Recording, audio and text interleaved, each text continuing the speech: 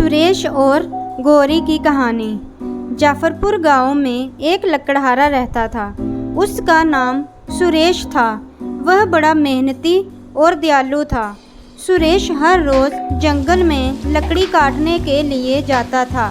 एक दिन रास्ते में बहुत तेज़ी से बारिश होने लगी। सुरेश बारिश से बचने के लिए जंगल में इधर उधर देखकर एक पेड़ के ऊपर चढ़कर बैठ गया और बारिश रुकने तक का इंतज़ार करने लगा। उसी समय एक साधु वहां से गुजरने लगे। तेज बारिश के कारण साधु उसी पेड़ के नीचे बैठकर बारिश के रुकने तक का इंतज़ार करने लगे और कहने लगे, हे प्रभु, मुझे आज भी भिक्षा में कुछ भी नहीं मिला और मैं 2 दिन से भूखा हूँ। ये सभी बातें पेड़ पर सुरेश सुन रहा था।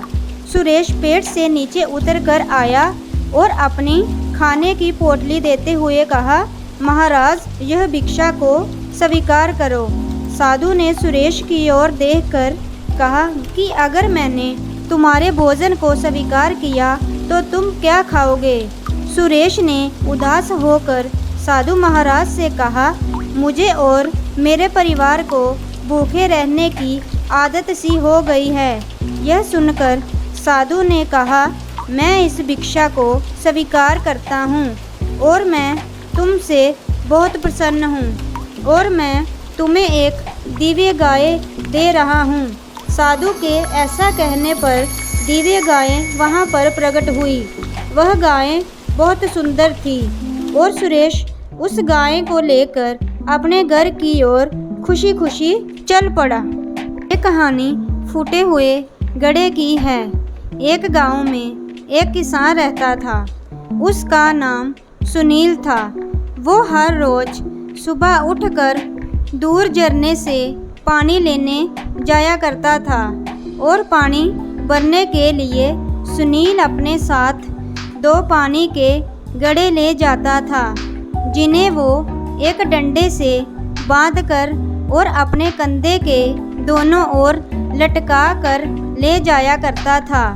उनमें से एक घड़ा फूटा हुआ था और दूसरा एकदम से बिल्कुल सही था। इस वजह से हर रोज़ किसान को घर पहुँचते पहुँचते उसके पास 1.5 घड़ा ही पानी बचता था। ऐसा काफ़ी सालों से चलता आ रहा था। सही घड़े को हमेशा से इस बात का घमंड था कि उसका पूरा पानी ही घर पहुँचता था और उसके अंदर कोई भी कमी नहीं है।